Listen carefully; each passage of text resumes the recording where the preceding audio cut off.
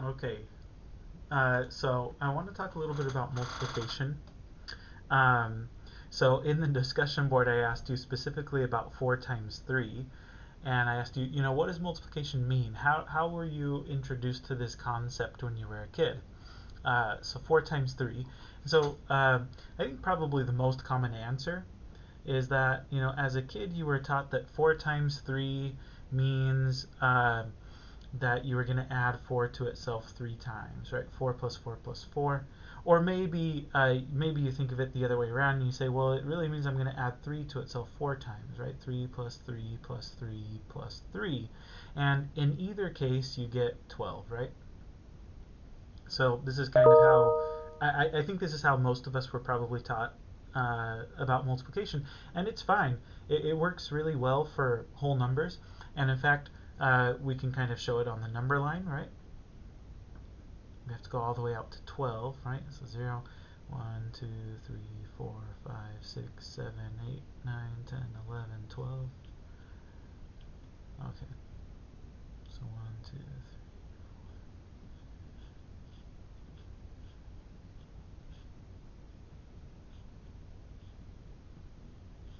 3. Right? Anyway, but yeah, you can do 4 times 3. You can say, well, here's 4, and I want to make kind of 3 copies of that. This is just one way to kind of show it. There are lots of ways to show 4 times 3, but you can say, well, I want to make 3 copies of that, right? So there's a 4, and there's another 4, right? So we've got 1, 2, 3, 4, 1, 2, 3, 4, 1, 2, 3, 4. All right, so there's another 4. So I've got 4, times 3. So this is 1, 4, another 4, another 4. All right, 4 times 3 equals 12. So that's one way that you could kind of show integer multiplication on the number line, right? So, and again, this works out really well when you're dealing with whole numbers. When you start to deal with fractions, though, uh, this idea is a little bit more difficult to work with in this way. So, for example, we could do something like 2 times 3/4, right? We could do something like 2 times 3/4. That would just mean, well, you're going to add 3/4 to itself twice, right? So you're going to say, well, this is just 3/4 plus 3/4. Now, you can't really do it the other way around, right? Because how would you do, I'm going to multiply, or I'm going to add 2 to itself 3/4 times, right? What would that even mean? I mean, it's not impossible. You could sort of come up with a scheme to do it. It would just take a little bit of work, right? But and it's not immediately obvious how you would do this. But anyway, but thinking about it this way, at least you can say, oh well, 2 times 3/4 just means 3/4 plus 3/4, which we know is 6/4, which we could reduce to 3/2, or if you prefer mixed numbers, right, 1.5, right? Any of those things would be fine. You could also show it on the number line, right? And I'm not going to get out my fraction ruler or anything like that, but if we've got 0 here, and maybe this is 1, 2, 3, 4/4, 1, 2, 3, 5/4, and so forth, 6/4, okay, whatever. Anyway, so you could say, well, here's 3/4, but I want to make 2 copies of it. So I've got 1, 2, 3, and then a second copy would be 1, 2, 3.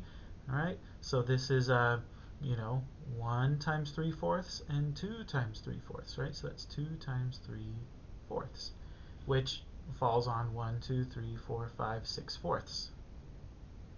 Okay, sure enough. So you can do this on the number line, but the issue arises when you're dealing with something where both numbers are fractions, and you're trying to do something like 3/4 times 5/6. Like how do you think about that in terms of repeated addition? You'd either have to say, well, it's 3/4 added to itself 5/6 times, or you'd have to say, well, it's 5/6 added to itself 3/4 times. And either way, that's not an easy thing to sort of wrap your brain around, right? And so it also makes doing this kind of on the number line difficult as well. So we're going to introduce a different way to think about multiplication. And it'll work for whole numbers as well as for fractions. Okay? So the idea is this. Um, so I'm going to take you back to set theory a little bit. You should have done some set theory in what do we call this course? Math 10A and 10B or something like that is what it's called at Fresno State, I think. Anyway, so you should have seen a little bit of set theory in those classes. And here's what we're gonna here's how we're gonna think about the different operations in terms of set theory. So given two sets,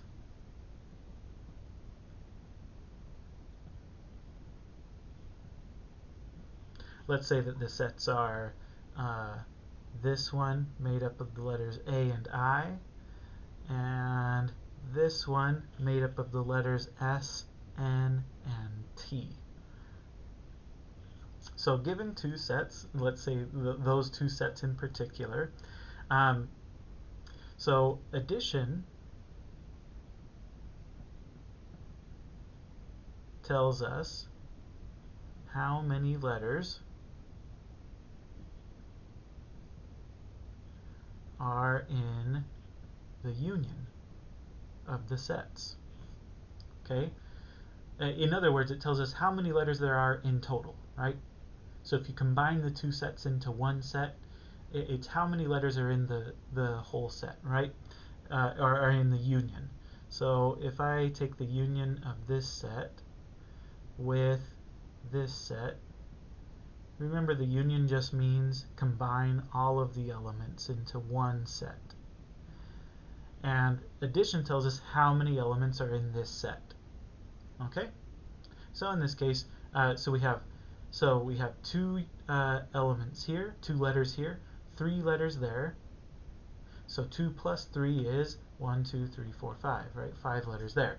Now this isn't a particularly useful concept for addition, I think, right? It just makes addition kind of a lot more confusing. But here's how we think about multiplication. So multiplication tells us how many combinations there are. So in terms of set theory, we would say this. It tells us how many ordered pairs in the cross product. And I don't know, maybe you didn't talk about cross products back in Math 10A, 10B.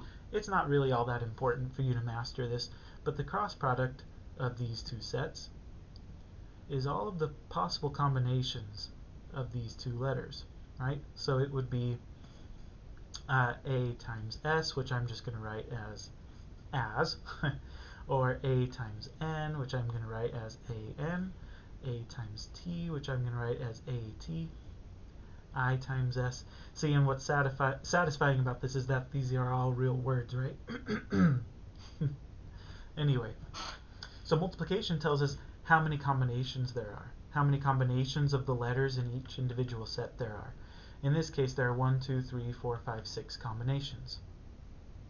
Right? So if you start with a two-letter set and then a three-letter set, then there are going to be in total 6 combinations of the letters in those two sets. That's what multiplication tells us. So really, addition is counting up how many things there are in total. Multiplication is counting up how many combinations of the things there are. Right? How many combinations of the things there are. And now here's where this gets really useful. Okay, you can show the combinations in a table. You can do it in kind of a tabular format. As follows. So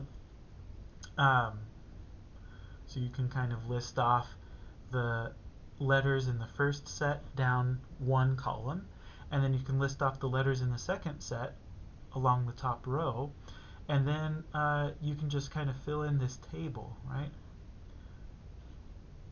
And you can say, all right, so this is AS, this one is AN, this one is AT, this one is IS, IN, and IT, right?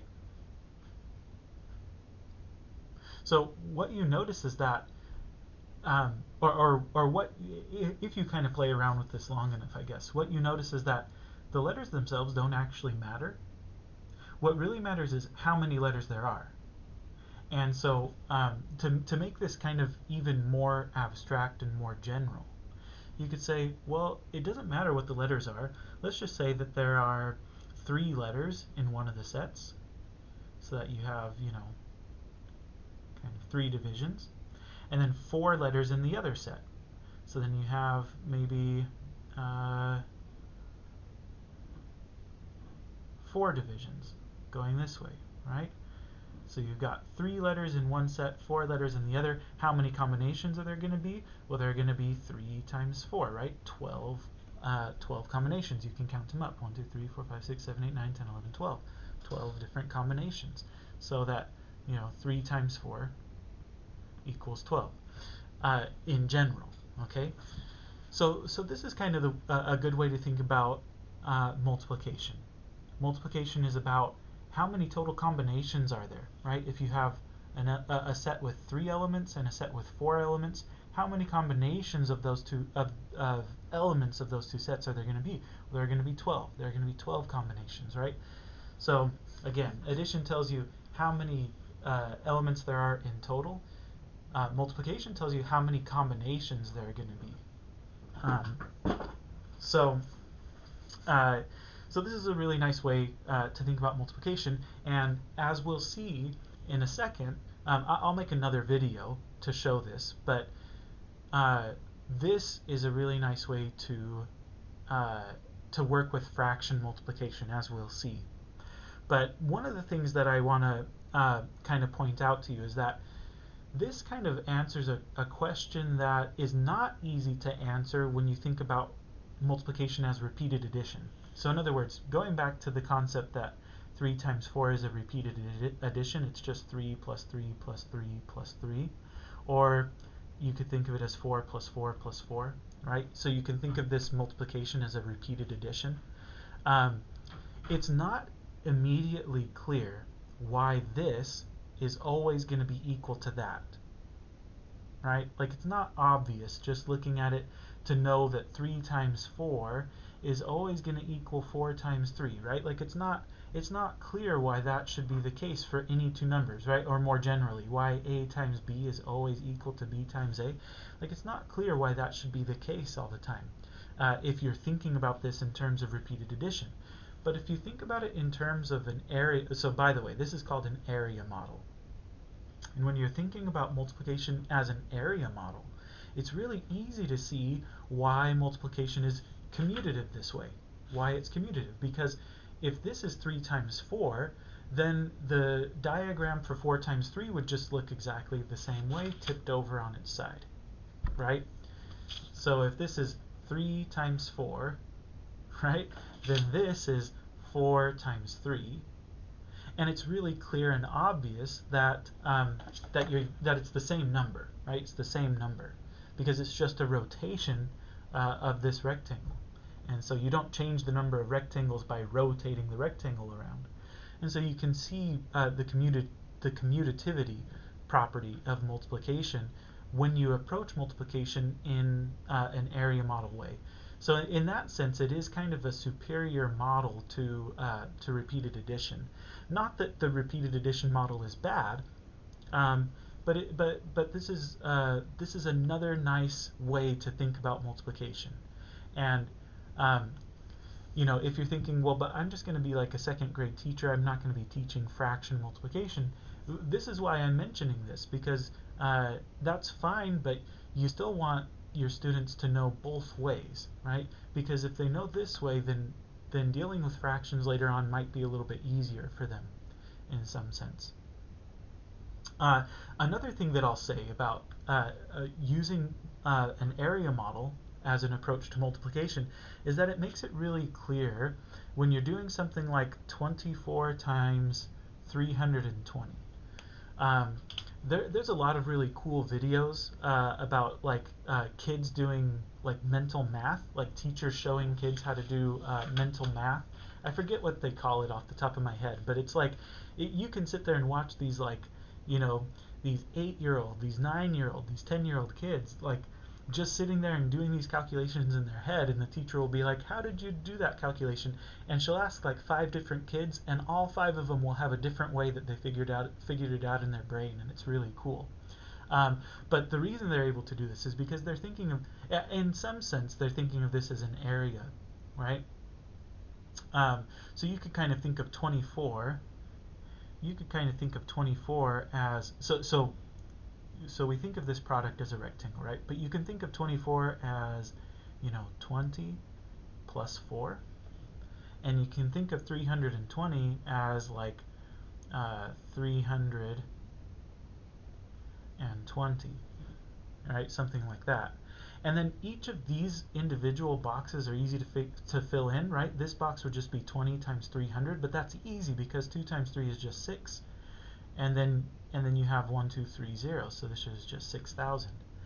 And 20 times 20 is easy, right? That's 2 times 2 is 4, and then you have 2 zeros, right? And 300 times 4 is easy. 4 times 3 is 12, and then you have 2 zeros. And 4 times 20 is easy. 4 times 2 is 8, and you have 1 zero, right? And so then the answer to 24 times 320 is you just add these things up, okay? And when you think about multiplication this way, then it makes the sort of standard algorithm for multiplying the way that we usually do make a little bit more sense, right? You can kind of see where the stuff comes from. It's like, here's the 80, right? Here's the 400, right? Here's the 1200, right? Once you've taken away the 80, you have 1200 left over, right, down there. And once you take away the 400, you've got the 6000 left over, right here. Anyway, so it makes it a little more clear. So I'm not going to completely like draw the connections perfectly between all of these concepts, but I just wanted to point out that thinking of multiplication in terms of an area model is really nice for a lot of different applications, right? For multiplying big numbers, and then as we'll see in a second, for multiplying fractions as well, for showing that multiplication is commutative, right? So it's a really good tool. So that's all I have to say about this for now. So I'll show you how we apply an area model to fraction multiplication in the next video.